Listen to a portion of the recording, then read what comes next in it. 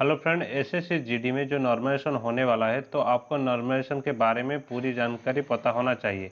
जैसे कि नॉर्मलाइजेशन क्या होता है और नॉर्मलाइजेशन क्यों करते हैं और नॉर्मलाइजेशन का आपका लिए फ़ायदा है या नुकसान है, और एच क्यू ट्रिक क्या है। एच क्यू क्या मतलब है कि एक्यूरेसी हार्ड क्वेश्चन। तो इसी के बारे में हम आगे जाने वाले हैं। आपके लिए मार्क बढ़ा भी सकता है और उसके साथ आपका मार्क घटा भी सकता है। तो देखिए फ्रेंड्स, आप जो एसएससी जीडी का जो एग्ज़ाम दे रहे हैं उसी एग्जाम को टीसीएस आपका ही एग्जाम को ही कंडक्ट कर रहा है। तो जो टीसीएस आपका एग्जाम कंडक्ट कर रहा है तो उनका आर्टिफिशियली इंटेलिजेंट या एल्गोरिथम जिस तरह काम करता है तो उसी को आप समझ जाएंगे तो आपका नॉर्मलाइजेशन से आपका मार्क बढ़ेगा और आप सिलेक्शन भी हो सकते हैं। तो देखिए फ्रेंड्स, इस वीडियो के एंड तक बने रहिए, आपको नॉर्मलाइजेशन के एल्गोरिथम को पूरा समझिए। और इस वीडियो आपको अच्छा लगे तो आपका जितने भी फ्रेंड एसएससी जीडी में फॉर्म भरे हैं तो उनके साथ इस वीडियो जरूर शेयर करिएगा और उसके साथ इस चैनल को सब्सक्राइब करके रखिए। जब भी एसएससी जीडी की कोई भी इम्पोर्टेंट पॉइंट होता है तो मैं आपके साथ शेयर करूंगा। तो देखिए फ्रेंड्स, नॉर्मलाइजेशन क्या होता है जो कि एग्जाम में सारे कैंडिडेट को एवरेज लाने के लिए किया जाता है। हाल ही में एसएससी जीडी में 2 साल ही से अभी हो रहा है, लेकिन आईबीपीएस में ये 10 साल से ही चल रहा है। और उसके साथ ऑल कंप्यूटराइज जो टेस्ट हो रहा है अभी सारे एग्जाम पर नॉर्मलाइजेशन ही होता है। नॉर्मलाइजेशन के कैलकुलेशन इस तरह होता है और उस तरह इसी तरह ही उनका एल्गोरिथम सेट है। इसी एल्गोरिथम को किस तरह वो काम करता है उसी को मैं आपको अच्छी तरह से डिटेल से ही बताने वाला हूँ। तो इस वीडियो के एंड तक बने रहिए। देखिए फ्रेंड्स, क्यों करते हैं। देखिए फ्रेंड्स, आपका जो एग्जाम चल रहा है तो आपका एक शिफ्ट के अंदर ही खत्म नहीं हो रहा है कि आपके एक दिन में ही खत्म नहीं हो रहा है। तो इसमें आपका एग्जाम पर 1 महीने तक ही चल रहा है। तो इसी वजह से कुछ शिफ्ट पर इजी क्वेश्चन आता है और कुछ शिफ्ट पर मीडियम लेवल के क्वेश्चन आता है और कुछ शिफ्ट पर हार्ड लेवल के क्वेश्चन आता है। तो इसी के लिए आपको नॉर्मलाइजेशन करने के बाद आपको एक एवरेज वो बनाते हैं जो कि मीडियम लेवल ही रखते हैं। तो इस मीडियम लेवल रखने के बाद कुछ कैंडिडेट की मार्क घट जाती है और कुछ कैंडिडेट की मार्क बढ़ जाती है। देखिए फ्रेंड्स, इस वीडियो में आपका मार्क कैसे बढ़ सकता है और उसी के बारे में मैं आपको एक एग्जाम्पल देकर ही बताने वाला हूँ। तो इस वीडियो में बने रहिए और आपको इस एग्जाम पर जो भी इंफॉर्मेशन मालूम चल जाएगा और उसके साथ मैं आगे जाकर जो आपको एच क्यू का जो ट्रिक बताने वाला हूँ तो उसी को आपको ध्यान से ही सुनना है, नहीं तो आपका मार्क घट भी सकता है। आपको मैं एग्जाम्पल देकर नॉर्मलाइजेशन के बारे में पूरे बताता हूँ। देखिए, आप जो एसएससी जीडी का एग्जाम दे रहे हैं, मान लीजिए आपका 100 क्वेश्चन है और उसमें 100 मार्क ही मिलती है। तो आपका मान लीजिए आपको मालूम है कि क्लियर से आप 75 मार्क रखेंगे तो आप क्वालिफाई हो जाएंगे।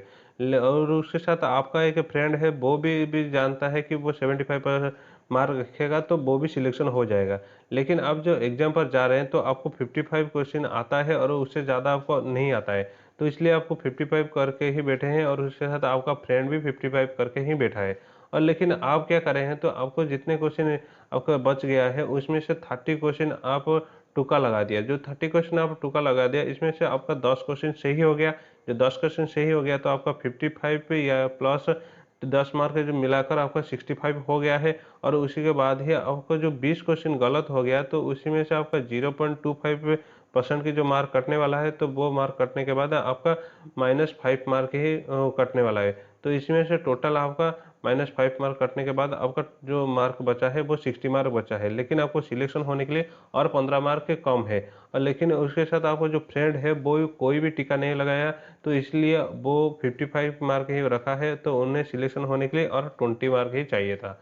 और वो जो नॉर्मलाइजेशन करेंगे तो नॉर्मलाइजेशन करने के लिए जो सारे जो शिफ्ट वो आप एग्जाम देने के बाद आएंगे तो सारे शिफ्ट को एक एवरेज निकालने वाले हैं। जो कि जो एक शिफ्ट में मान लीजिए 77 आया है और एक शिफ्ट में जो वेरी इजी है शिफ्ट है उनमें से 80 मार्क आया है। और जो मीडियम लेवल की जो शिफ्ट आया है वो 75 आया है। और जो हार्ड लेवल की शिफ्ट है उनमें 65 आया है। और जो वेरी हार्ड लेवल की है तो आपका 55 आया है। मान लीजिए आप और उसके साथ आपका फ्रेंड, इस दोनों से कैंडिडेट का 55 आया है। वेरी हार्ड लेवल पर ही आपका एग्जाम हुआ है। तो इसलिए वो मीडियम लेवल लाने के लिए आपको 75 वो आपको रखने के लिए आपको 20 मार्क देने के लिए वो चाहेंगे।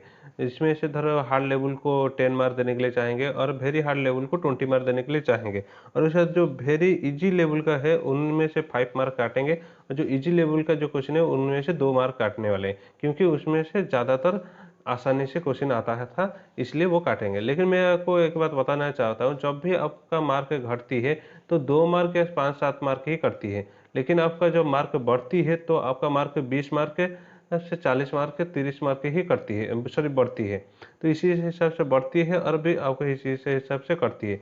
मान लीजिए आपका दोनों कैंडिडेट की hard level, very hard level के सेक्शन पर ही पड़ा है, तो इसलिए आपको जो 20 मार्क है उनका एल्गोरिथम देने के लिए जाएगा, तो इसलिए आप पहले से एक तुक्का लगा दिया। जो तुक्का लगाते हैं तो उसमें से आपका एक्यूरेसी बहुत कम हो गया है, तो इसलिए आपको जब वो 20 नंबर देने के लिए जाएंगे तो उसके साथ 20 नंबर आप ना देकर आपको सिर्फ 5 या 7 नंबर देने के बाद ही अब वो उनका एल्गोरिथम बता देगा कि ये ज़्यादातर तुक्का लगाया है, तो इसलिए उनको ज़्यादा मार्क नहीं मिलना चाहिए।